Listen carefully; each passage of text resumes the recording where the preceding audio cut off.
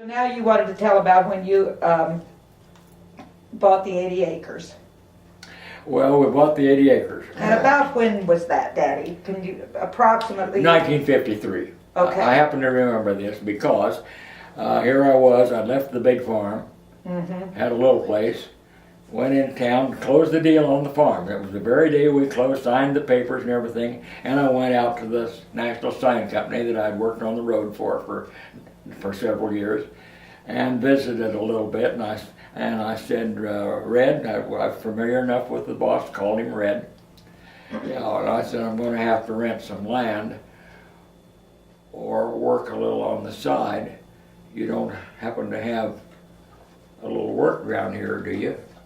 I felt free to ask him that because I'd worked for him, and he said, well, you know, George, we would hire a man today if he could weld.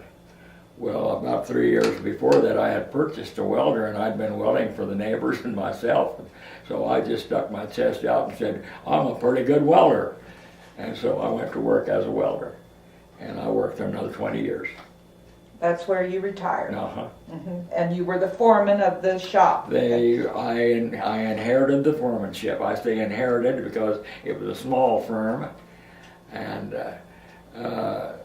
when I went there was one of the new boys that was foreman, and he had a heart attack and died. And his brother, who was there, they transferred the foremanship to him, and Fred was not a man he didn't want to be foreman. Fred wanted to go to work in the morning and set his machine to do the job he wanted to do, and stick a cigar in his mouth and sit there and work.